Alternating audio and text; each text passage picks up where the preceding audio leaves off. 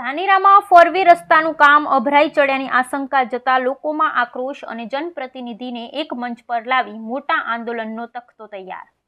થોડાક વર્ષો પહેલા કેન્દ્રીય મંત્રીની ગડકરીએ ડીસા ધાનેરા ફોરવે માટે 500 કરોડની જાહેરાત કરી હતી, પણ જે તે કામ પ્રગતિમાં ન આવતા લોકોને આશંકા ગઈ કે ધાનેરાનો ફોરવે છીનવાઈ ગયો છે, જે ફરીથી અપાય એ માટે દરેક પક્ષના આગેવાનોને સાથે લાવીને એક મંચ પરથી ફોરવેની માંગણી કરવા મોટું આંદોલન કરવામાં આવશે, જેના ભાગરૂપે અલગ અલગ વિવિધ સંગઠનોએ મીટિંગનો દોર શરૂ કર્યો છે। તેમજ જૂનો પુલની જગ્યાએ નવીન પુલની પણ માંગણીને સ્થાન આપવામાં આવ્યું છે, જે તમામ માંગણી સાથે ધાનેરામાં એક ઉગ્ર આંદોલનના ભણકાર વાગી રહ્યા છે। Bureau report Bajubhai Vankar, Dhanera.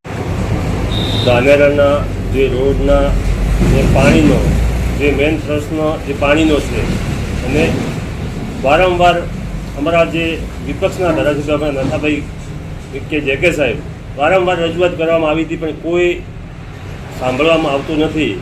જ્યારે કોઈ પ્રશ્ન લઈને આવે નીકળે બહાર તો બસ કે થઈ જશે, કાગળ ઉપર બતાવે। રોડ હાઈવે ફાળવે તો 500 કરોડની જાહેરાત થઈ હતી, પણ એ હજી સુધી એનું કોઈ થયું નથી।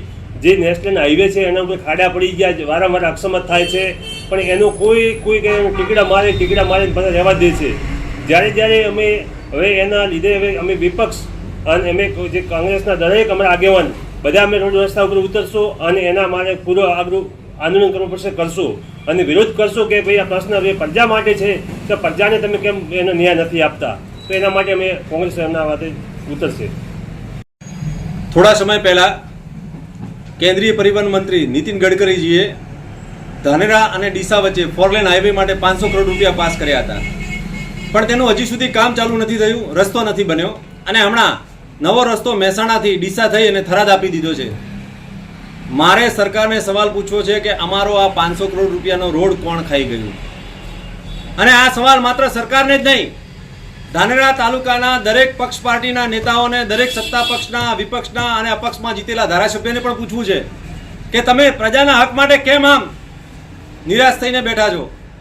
તમને પ્રજાએ ચૂંટી મત આપીને આગળ મોકલ્યા છે, પણ તમે પ્રજાના હક માટે, પ્રજાના પ્રશ્નો માટે કેમ આગળ નથી આવતા? ધાનેરા તાલુકાને પાણી, રોડ, રસ્તા, જીઆઈડીસી દરેક મુદ્દે અન્યાય થઈ રહ્યો છે, છતાં ધાનેરા તાલુકાના દરેક નેતા પક્ષ પાર્ટીના શાંત બેઠા છે।